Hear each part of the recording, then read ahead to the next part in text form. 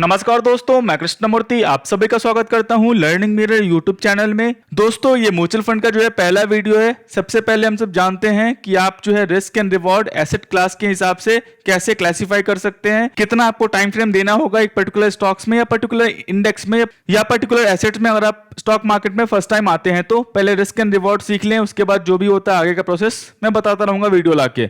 मैं mutual funds के regarding video का सीरीज बनाने वाला हूं, उसके रिगार्डिंग मैं पहला ही जो टॉपिक है वो बताने वाला हूं आपको कि risk and reward asset class के हिसाब से क्या होता है और क्या आपको करना होगा। तो वीडियो अच्छा लगे तो कृपया लाइक करना, सब्सक्राइब करना और शेयर करना। सबसे पहले देख लिया मैंने large, mid and small cap का जो है रिटर्न आपको क्लासिफाइड किया है यहाँ पे। बाकी जो भी है, चाहे लार्ज एंड मिड कैप है, फ्लेक्सी कैप है, जो भी है उसका मैं सीरीज लेते आऊंगा पर वीडियोस के हिसाब से, आप वो देख लेना। तो ये आपका जो है मैं यहाँ पे ओपन करता हूँ, निफ्टी 100 का इंडेक्स लिया है मैंने और यहाँ पे एमओएम 100 है, ये mid cap Motilal mid cap 100 का इंडेक्स है, उसका रिटर्न दिखाया है मैंने आपको। और यहाँ पे मैंने दिखाया है निफ्टी 100 स्मॉल कैप का रिटर्न आपको, रिस्क एंड रिवॉर्ड जो भी है। तो मैं यहाँ पे फर्स्ट जो है ओपन करता हूँ। तो ये जो है फर्स्ट आपका लार्ज कैप का जो है इंडेक्स है, इसका जो निफ्टी 100 है ये अभी चल रहा है 16,716 पे। मैं आपको जो है डाउनफॉल दिखाता हूं। प्रॉफिट सबको चाहिए, आपका मेन ऑब्जेक्टिव होना चाहिए कि आप डाउनफॉल में कैसे पैनिक नहीं होते हैं, चीजों को आप कैसे समझते हैं, उसके हिसाब से आपको रिटर्न मिलने वाला है। अपसाइड में आपको कुछ नहीं होने वाला। अपसाइड में मार्केट ऊपर है तो आज आप बाय करो, कल प्रॉफिट बुक करो या होल्ड करो, वो प्रॉब्लम नहीं है। लेकिन मार्केट वो हमेशा उस डायरेक्शन में नहीं चलता, आपको ये मानना पड़ेगा। मार्केट जो है कभी साइडवेज भी होता है, कभी एक्युमुलेशन फेज में भी आता है, कभी डाउनफॉल भी होता है। तो चीजें क्लियर रखनी पड़ेंगी आपको, और आप इन्वेस्टमेंट करते हो तो उसके रिगार्डिंग आपको रिस्क एंड रिवॉर्ड फॉलो करना पड़ेगा और उसके हिसाब से ही आपको जो है रिटर्न मिलने वाला है। तो यहां पे देख लें, मैं 2018 2 साल का लेता हूं। 2018 से लेके मेरा लार्ज कैप, चाहे वो स्टॉक्स हो, म्यूचुअल फंड्स हो या इंडेक्स हो, कुछ में मेरा व्यू जो है 3 to 5 ईयर्स का है। तो यहां पे मान लो मैं 18 से लेके जनवरी से लेके 2020 जो भी डाउनफॉल हुआ था उसका मैं लेता हूं हाई लो जो भी है 2018 में, और आपका 5 ईयर्स का व्यू होता। अगर आप 2020 के क्रैश में बने होते तो आपका पोर्टफोलियो मैक्सिमम जो लॉस दिखाता इंडेक्स का, वो दिखाता 28% का। ये इंडेक्स की बात कर रहा हूं, स्टॉक्स की बात नहीं कर रहा, म्यूचुअल फंड की बात नहीं कर रहा। मैं लास्ट में आऊंगा इंडेक्स, म्यूचुअल फंड और स्टॉक में क्या डिफरेंस होता है। तो यहां पे जो आपका पोर्टफोलियो माइनस में दिखता है वो 28% दिखता। मान लो आपने 1 करोड़ रुपीस पुट किया होता तो ये जो है आपको 28 लाख रुपीस लॉस में दिखाता।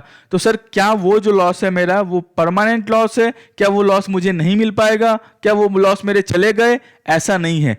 स्टॉक मार्केट में 2 टर्म होता है, एक होता है कोटेशनल लॉस और दूसरा होता है आपको परमानेंट लॉस। तो what is quotational loss? Quotational loss का मतलब जो भी आप पोर्टफोलियो कोटेशनल लॉस मान ले, कोटेशनल प्रॉफिट मान ले, बात बराबर है आपका, समझ गए? यहां पे कोटेशनल लॉस का मतलब क्या हुआ? जो भी पोर्टफोलियो आपका निगेटिव में दिखा रहा है, जिसको आपने बुक नहीं किया है, उसको बोलते हैं कोटेशनल लॉस। कोटेशनल लॉस मतलब दिखा रहा है, आपने बुक नहीं किया है। मान लो मैंने 1 करोड़ का इन्वेस्टमेंट किया, 28 लाख का लॉस दिखा रहा है, तो वो जो 28 लाख का लॉस होगा वो होगा कोटेशनल लॉस।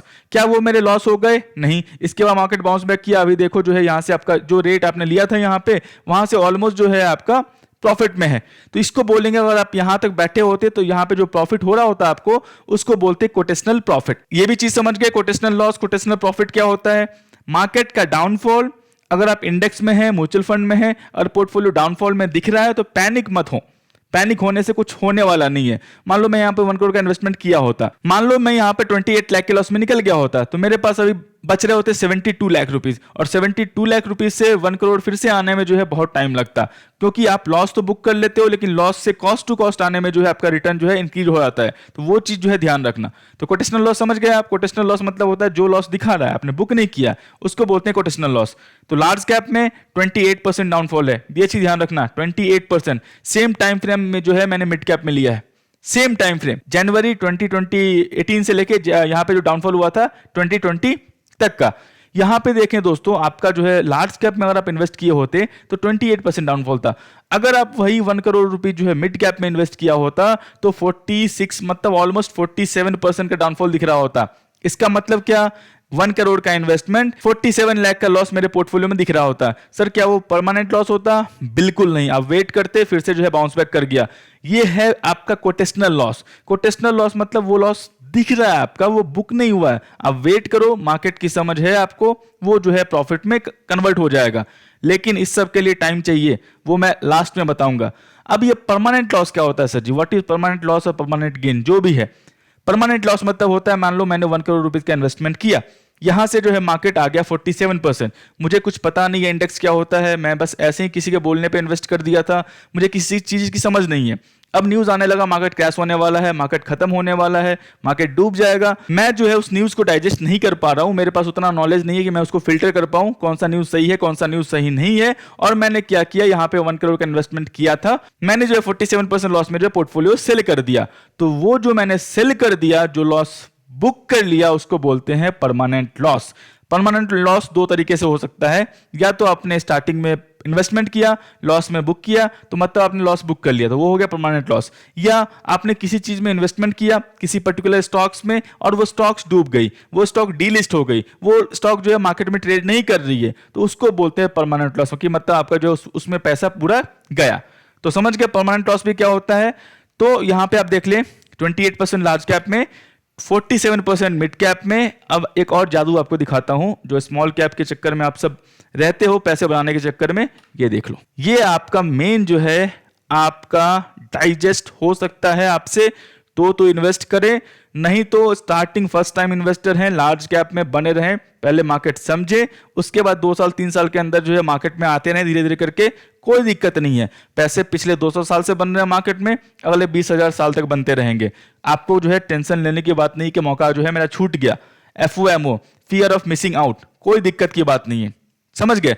यहां पे देख लो 2018 में जो है 9,500 पे था स्मॉल कैप, जो कि 2020 के लो में 3,500 पे आ गया। अगर मैं डाउनफॉल कैलकुलेट करूं तो ऑलमोस्ट जो है 63.15% का डाउनफॉल हो रहा है। अब यहां पे मैं आपको कंपेयर कर दूं, इसी टाइम फ्रेम में 28% का डाउनफॉल लार्ज कैप में, 47% का डाउनफॉल मिड कैप में, और यहां पे आपको सीधा 63% का डाउनफॉल स्मॉल कैप में।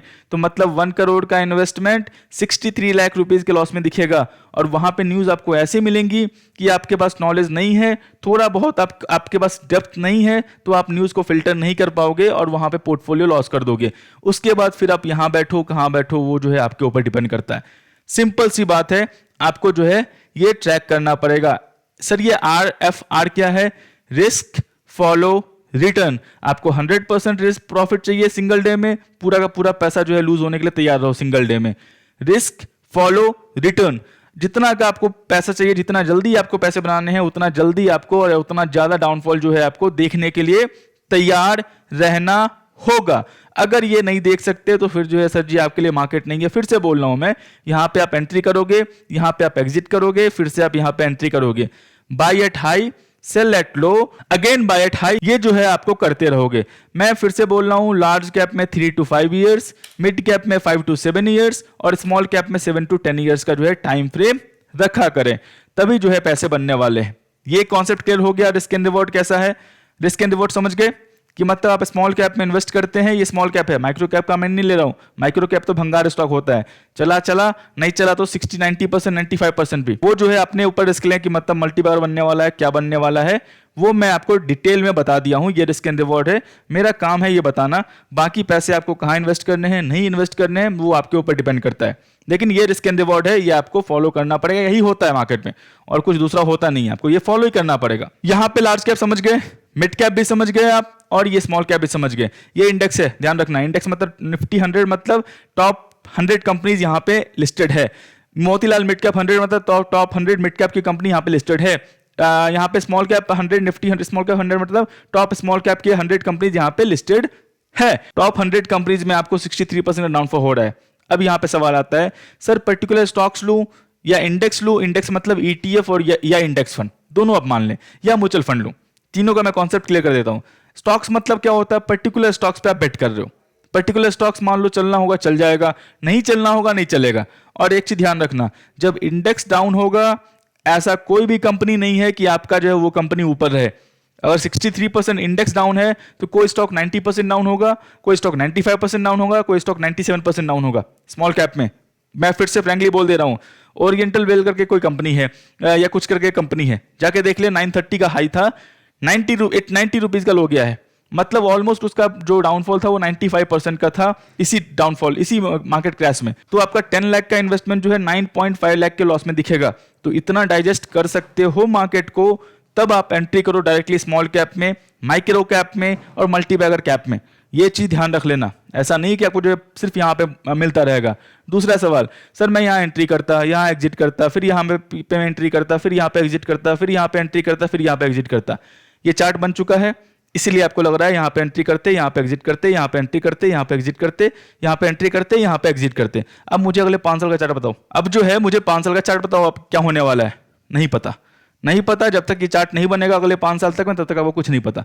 प्रिडिक्ट कर सकते हो, आपको लगेगा ये हाई है, यहाँ से 20% ऊपर चला गया, आपको लगेगा मौका छूट गया, मैं फिर से जो है बाई करूंगा, तो अभी बाई नहीं करोगे, 20% ऊपर बाई करोगे।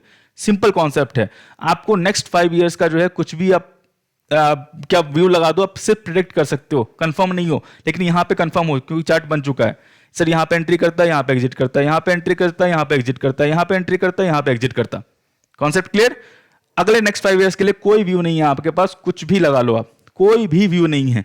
तो स्मॉल कैप में आते हो, बेटर है, सिप मोड में रहोगे द बेटर रहेगा। स्मॉल कैप में टाइम फ्रेम 7 to 10 ईयर्स का है, मिड कैप में टाइम फ्रेम 5 to 7 ईयर्स का है, और लार्ज कैप में टाइम फ्रेम 3 to 5 ईयर्स का है। सिप मोड में रहोगे, रिटर्न आपको अच्छे मिल जाएंगे। अब मैं एग्जांपल देता हूं, ये समझ गए आप। मैं यहाँ पे स्टॉक बता दिया, स्टॉक्स में आपको वोलेटिलिटी बहुत हाई रहेगी, रिस्क एपेटाइट आपका होना चाहिए। रिस्क एपेटाइट मतलब डाउनफॉल आप देख सकते हो, कंपनी की समझ होनी चाहिए, कंपनी क्या करती है, कंपनी रेवेन्यू कैसे कर सकती है, प्रोडक्ट उसका कैसे बिकता है, कॉम्पिटिटर कौन कौन से हैं, वो सब चीज़ों की समझ होनी चाहिए आपके पास। इंडेक्स क्या होता है, सीधा का सीधा आप निफ्टी स्मॉल कैप 100 में इन्वेस्ट कर रहे हो। जैसा जैसा स्टॉक लिस्टेड है, जिस प्रोपोर्शनेट में स्टॉक का प्राइसेस क्या बोलते हैं, प्रोपोर्शनेट लिस्टेड है इंडेक्स में, उसी में डायरेक्टली आप इंडेक्स इन्वेस्ट कर रहे हो। 2 चीजें होती है इसमें, एक इंडेक्स फंड होता है, एक इंडेक्स ETF होता है। दोनों निकालता है mutual fund house, AMC house ही निकालती है। इंडेक्स फंड में क्या होता है, जैसे आप म्यूचुअल फंड बाय करते हो ना, बाय किया, कट ऑफ टाइम जो होता है, क्लोजिंग NAV जो होता है, उसके हिसाब से आपको मिलेगा। तो सिंपल कॉन्सेप्ट है, इंडेक्स फंड मतलब वो होगा, लेकिन इन्वेस्ट आपको यही करेगा। ETF में क्या होता है, आपके पास मान लो सडनली पैसे हैं और आपको बाई सेल करना है, तो ETF ले लो। और आपको मान लो म्यूचुअल फंड आप सेल करते हो, आज T+3 डेज के बाद पैसे आते हैं, आपको वो काम नहीं करना कि मैं आज सेल करूं, आज ही पैसे मेरे रिलीज हो जाएं, 20 भी 20% ब्लॉक होता है वो नेक्स्ट डे आ जाएगा, जो 80% पैसे हैं उससे मैं बाई सेल कर सकता हूं। तो वो काम जो है आप ETF में कर सकते हो।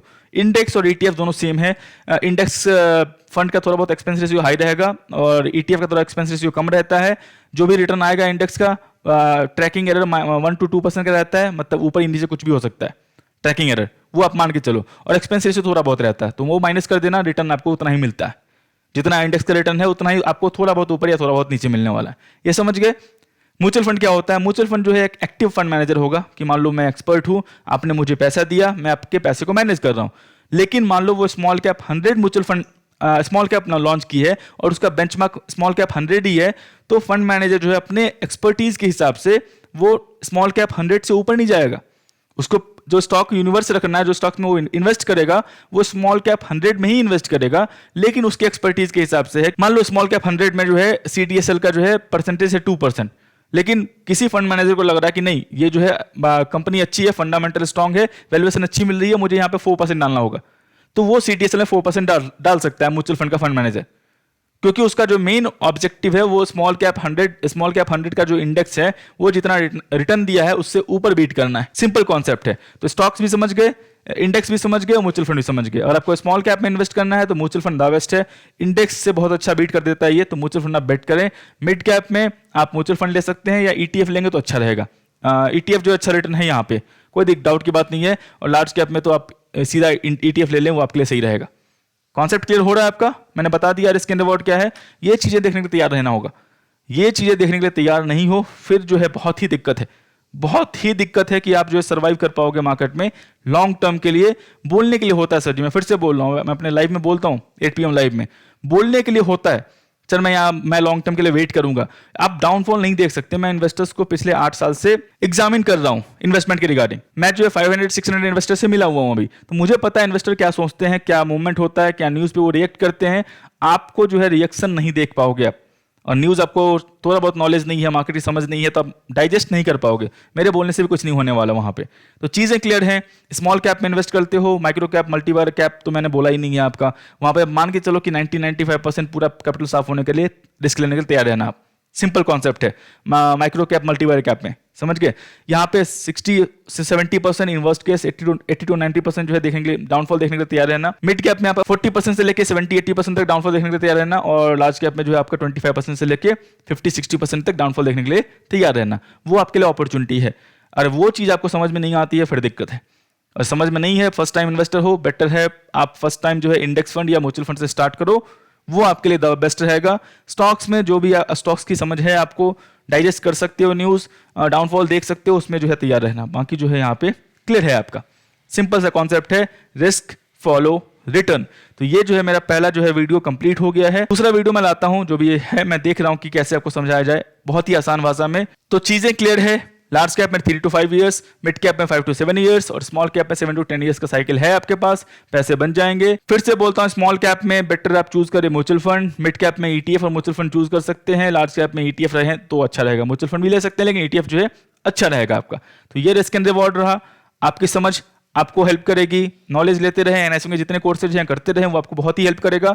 तो दोस्तों मैं आशा करता हूं पहला वीडियो आपको म्यूचुअल फंड सीरीज का पसंद आया होगा, और पसंद आया हो तो कृपया लाइक करें, सब्सक्राइब करें और शेयर करें। ट्रेडिंग और डीमैट अकाउंट लिंक जो वीडियो के डिस्क्रिप्शन में है, वहां पे जाकर ओपन कर सकते हो। कुछ भी सहायता होता है, मैं नाइट को 8 PM लाइव आता हूं, वहां पे आके पूछ लेना। सारे social media site Telegram, Instagram, Facebook, Twitter, जहां भी आपको लर्निंग मेरे दिखे ज्वाइन कर लो। तब तक के लिए दोस्तों धन्यवाद।